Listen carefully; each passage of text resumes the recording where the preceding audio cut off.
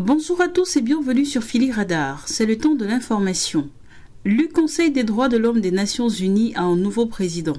Il s'agit de Marocain Omar Zniber. C'est à l'issue d'un scrutin secret des 47 membres de l'organe intergouvernemental des droits de l'homme de l'ONU que l'ambassadeur Zniber a été élu avec 30 votes contre 17 pour son adversaire, le représentant permanent de l'Afrique du Sud, Solisi Kossi. Nouvellement porté à la tête du Conseil pour cette année 2024, Zniber dit prendre sa désignation comme un devoir pour œuvrer à répondre aux exigences du travail commun si important et fondamental, notamment celui de la promotion, du respect et de la garantie des droits humains tels qu'universellement reconnus. Depuis la première présidence du Mexicain Luis Alfonso de Alba en 2006, l'ambassadeur Zniber est le 18e président de cet organe onusien basé à Genève. Ce dernier est également le 4e diplomate africain à diriger le Conseil des droits de l'homme. En Somalie, un hélicoptère de l'ONU capturé et ses passagers pris en otage par les Chebab. Un hélicoptère de l'ONU en Somalie a été capturé par les Chebab après qu'il a fait un atterrissage accidentel dans une zone contrôlée par les combattants islamistes. Selon des sources onusiennes, l'incident s'est produit lors du vol de la ville centrale de Beledweyne à la ville récente libérée de Wisil, située dans l'état somalien de Galmudug.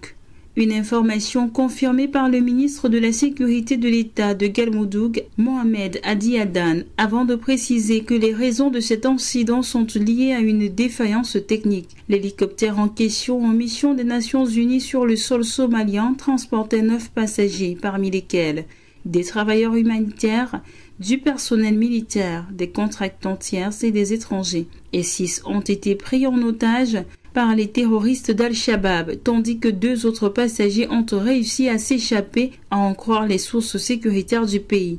Cette saisie d'un avion de l'ONU vient confirmer les énormes défis sécuritaires toujours persistants dans ce pays de l'Afrique de l'Est et la menace continue posée par des groupes terroristes tels qu'Al-Shabaab, mettant en lumière la nécessité d'une coopération internationale pour assurer la sécurité dans la région.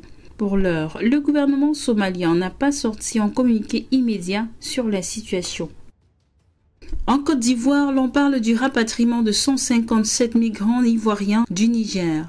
En collaboration avec l'Organisation internationale pour les migrants, les autorités ivoiriennes ont procédé au rapatriement de 157 Ivoiriens du Niger le mercredi 10 janvier 2024. Il s'agit de 7 femmes et de 150 hommes. Ils sont au nombre de 157 jeunes Ivoiriens en provenance du Niger. Il y avait au départ 177 inscrits. Le plus important, c'est qu'ils rentrent en Côte d'Ivoire conformément à la vision du chef de l'État de faire en sorte que chaque Ivoirien se sente mieux chez lui, a laissé entendre le directeur général de la diaspora, Dr Gaoussou Karamoko, à l'aéroport international Félix Houphouët-Boigny d'Abidjan.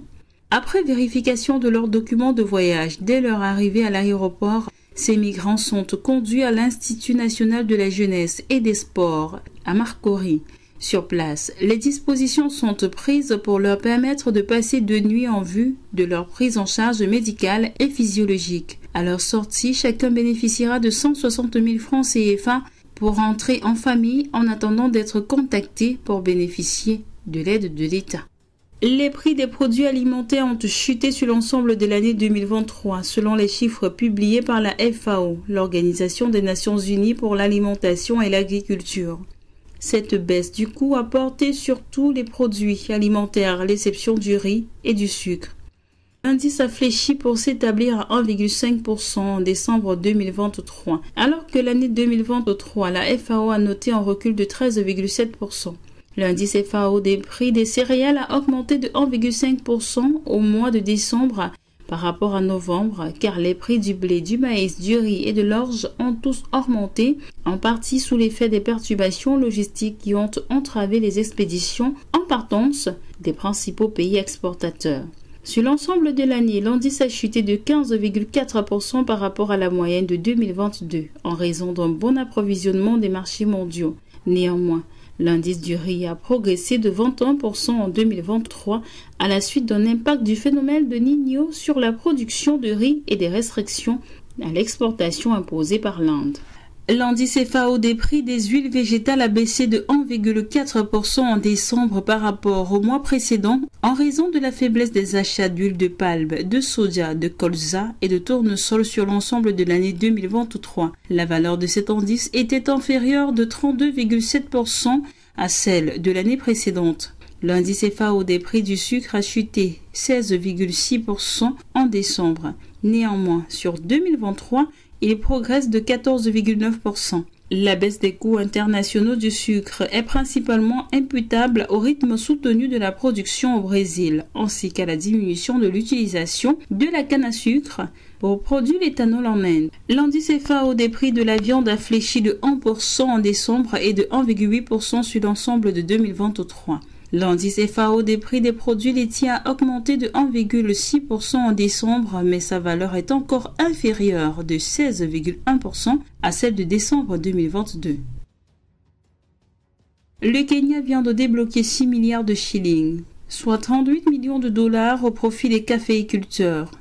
Placé sous l'administration de l'Union des coopératives des planteurs du Kenya, ce fonds a été créé en 2019 pour fournir des prêts durables et accessibles aux petits producteurs de café dont les exploitations ont une superficie inférieure à 8 hectares. Selon les informations relayées par le quotidien local Capital FM, cet appui financier permettra de revaloriser le prix d'achat de la fève auprès des producteurs. Plus largement, ce coup de pouce financier fait partie des différentes mesures prévues par le gouvernement pour stimuler la production et la porter d'ici 2028 à près de 260 000 tonnes contre 52 000 tonnes en 2022. Fin de ce flash d'information. Merci de l'avoir suivi. Abonnez-vous à la chaîne si ce n'est pas encore le cas. Activez la cloche de notification pour suivre toute l'actualité sur Phili Radar. À très bientôt.